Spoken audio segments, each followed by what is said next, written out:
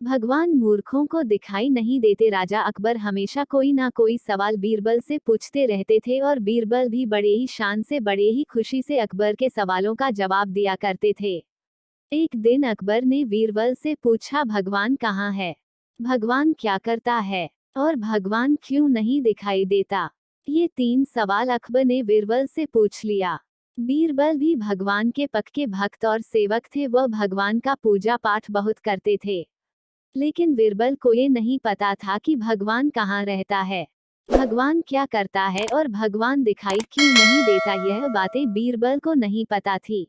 बीरबल ने अपने मन ही मन सोचा, आज तो मैं फंस ही गया। दुनिया का ये पहला इतिहास होगा कि अकबर के सवाल का जवाब बीरबल नहीं दे पाया। बीरबल परेशान हो गए। अकबर ने कहा, बीरबल क्या हुआ, क्या तुम्हारे पास मेरे सवालों का जवाब नहीं। बीरबल ने कहा, नहीं हजूर, मैं आपके प्रश्नों का जवाब जरूर दूंगा, लेकिन मुझे कुछ दिनों की मोहलत चाहिए। अकबर ने कहा, ठीक है, तुम्हें मैं 7 दिन की मोहलत देता हूँ। यदि तुमने 7 दिन में मेरे प्रश्नों का उत्तर नहीं दिया तो तुम्हें मृत्युदंड दिया जाएगा। बीरबल ने हाँ भरी और अपने घर को चले आए। बीरबल जब भी घर आते थे अपनी बेटी के लिए कुछ ना कुछ लेकर आते थे। बड़े खुश होकर अपनी बेटी को गले लगाते थे, बहुत सारा प्यार करते थे। लेकिन उस दिन बीरबल ने ऐसा कुछ नहीं किया और सीधा अपने शयन कक्ष में जाकर बैठ गए। बीरबल की बेटी ने सोचा, आज मेरे पिताजी को क्या हो गया, ऐसा तो पहले कभी नहीं करते थे। इतना कहकर बीरबल की बेटी बीरबल के पास पहुंच गई और उसने बीरबल से पूछा, पिताजी आपको क्या हो गया, आप क्यों चिंता में डूबे हुए हैं। बीरबल ने कहा, नहीं बेटी, ऐसी कोई बात नहीं है, बस आज मेरी तबीयत कुछ ठीक नहीं है। बीरबल ने बातों को टालना चाहा, लेकिन बीरबल की बेटी भी बहुत जिद्दी थी, अतः उसने अपने पिताजी से सच कहने को कहा। बीरबल अपनी बेटी के सामने विवश हो गए और राजा अकबर किए हुए सारे प्रश्नों को अपनी बेटी के सामने कह दिया। बीरबल की बेटी मुस्कुराकर बोली, बस इतनी सी बात है, दुनिया भी देखेगी। अकबर बीरबल की कहानी के किस्से आप चिंता ना करें पिताजी, इन सारे प्रश्नों के उत्तर कल राजा के सामने जाकर मैं दूंगी। बीरबल को बड़ा आश्चर्य हुआ, इतनी छोटी सी बच्ची अकबर के इतने कठिन प्रश्नों के उत्तर कैसे देगी। बीरबल ने अपनी बेटी को मनाने का बहुत प्रयास किया, लेकिन वो नहीं मानी। फिर बीरबल ने कहा, ठीक है, अकबर के किए हुए प्रश्नों के उत्तर कल तुम राजमहल में जाकर दे देना। दूसरे दिन बीरबल अपनी पुत्री को अकबर के पास ले गए। अकबर ने जैसे ही बीरबल देखा तो आश्चर्य में पड़ गए और अकबर ने बीरबल से कहा, बीरबल, तुम तो 7 दिन की मोहलत लेकर गए थे और इतनी जल्दी वापस कैसे आ गए। अखबार ने कहा, मुझे लगता है कि तुमने मेरे सारे प्रश्नों के उत्तर ढूंढ निकाले हैं। बीरबल बिल्कुल मौन खड़े रहे और उनकी छोटी सी लड़की सभा के आगे आ गई और महाराज अखबार से उस लड़की ने कहा, आपको महाराज किसने बनाया, किसने आपको ये राज सिंहासन दिया, आप तो चपरासी बनने के लायक भी नहीं है। उस लड़की की यह बात सुनकर अकबर पहले तो बहुत गुस्सा हुए, फिर बाद में अपने गुस्से को काबू करते हुए अकबर ने उस लड़की से कहा, कौन हो तुम और क्यों इस प्रकार की बात कर रही हो। मेरे अंदर ऐसी कौन सी बात नहीं है जिसके कारण मैं राजा नहीं बन सकता, क्या कमी है मेरे अंदर, बताओ तो। लड़की ने कहा, जो व्यक्ति घर में आए हुए मेहमान को उठना बैठना, मेहमान का स्वागत करना नहीं जानता, वह राजा बनने के लायक नहीं है। लड़की की बात सुनकर बीरबल हाथ जोड़कर राजा के समक्ष जाकर माफी मांगने लगे, हजूर माफ कीजिएगा, ये कन्या मेरी पुत्री है, ये बहुत छोटी है, अत इसे शब्दों का ज्ञान नहीं, इसकी बातों पर बिल्कुल ध्यान मत दीजिए। महाराज अकबर ने बीरबल से कहा, बीरबल, तुम्हारी बेटी सच में बहुत ही चतुर है, तुम्हारी बेटी ने मुझे सही शिक्षा दी है। राजा होने के अहंकार में मैंने इनका सत्कार नहीं किया, तुम्हारी बेटी ने जो किया बिल्कुल सही किया। इतना कहकर राजा ने बीरबल की लड़की को आसन में बैठने को कहा, लेकिन वो लड़की बैठी नहीं। उसने कहा, मैं आसन में नहीं बैठूंगी, मैं यहाँ पर बैठने के लिए नहीं आई, मैं तो इसलिए आई हूँ कि मैंने आपका नाम बहुत सुना है, मैं आपका प्रभाव देखने के लिए आई हूँ।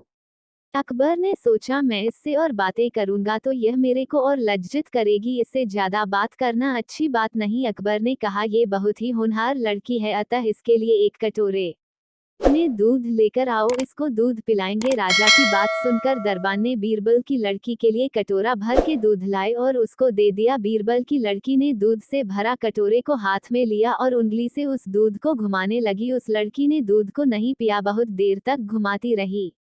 अकबर को बड़ा आश्चर्य लगा कि दूध क्यों नहीं पी रही। अकबर ने उस लड़की से कहा, बेटी दूध पी लो दूध। बीरबल की लड़की ने कहा, मैं दूध नहीं पीऊंगी बल्कि मैं घी खाऊंगी, इसलिए मैं इस दूध से भरे कटोरे को उंगली से घुमा रही हूँ ताकि इस दूध से भरे कटोरे से घी निकल आए।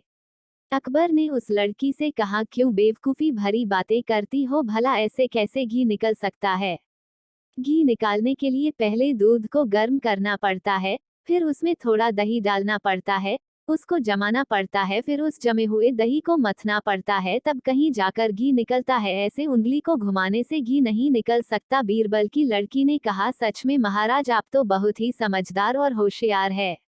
अकबर ने कहा, इसमें होशियारी की क्या बात है, ये तो कोई भी बता सकता है। बीरबल की लड़की ने कहा, महाराज आपने मेरे पिताजी से क्या प्रश्न की किया था। अखबार ने कहा, मैंने आपके पिताजी से यह कहा था कि भगवान कहाँ रहते हैं। बीरबल की लड़की ने कहा, महाराज आप तो स्वयं जानते हैं कि भगवान कहाँ रहता है, फिर भी आपने मेरे पिताजी से पूछा। अकबर ने कहा कि मैंने ऐसा क्या बता दिया जो मैं स्वयं जानता हूँ कि भगवान कहाँ रहते हैं। बीरबल की लड़की ने कहा, आप जानते तो हैं भगवान कहाँ रहता है, लेकिन समझ नहीं पा रहे हैं। जिस प्रकार इस दूध से भरे हुए कटोरे के चारों तरफ घी छुपा हुआ है, ठीक उसी प्रकार से इस संसार रूपी कटोरे में चारों तरफ भगवान छुपा हुआ है, लेकिन दिखाई नहीं देता है। लेकिन थोड़ा सा उसे हल्का गर्म करना पड़ता है और गर्म करके उसमें थोड़ा सा दही, बोले तो 2 शब्द गुरु के मंत्रों का डलवाना पड़ता है उस जीवन रूपी दूध में। जैसे ही हम अपने जीवन रूपी दूध में मंत्र रूपी दही डालते हैं तो वह जमकर भक्ति का रूप ले लेता है। फिर हम साधना और संयम की मथनी चलाते हैं। जब हम साधना और संयम में जीवन को ढाल लेते हैं, तब जाकर उसमें से भगवान जीवन रूपी कटोरे में निकल आता है। इतना सब करने के बाद तब हमें भगवान दिखता है। जिस प्रकार दूध से घी निकलने की पद्धति है, उसी प्रकार जीवन रूपी कटोरे से भगवान को देखने के लिए हमें अपने जीवन को उसी प्रकार से मथना होगा, तब जाकर भगवान दिखता है। बीरबल की लड़की की बात सुनकर अकबर हैरान हो गए और हंसते हुए बीरबल की लड़की से कहा, बेटी मुझे तुम्हारी बात समझ में आ गई, अब मुझे मेरे दूसरे प्रश्न का उत्तर भी दे दो। बीरबल की लड़की ने कहा, कौन सा दूसरा प्रश्न।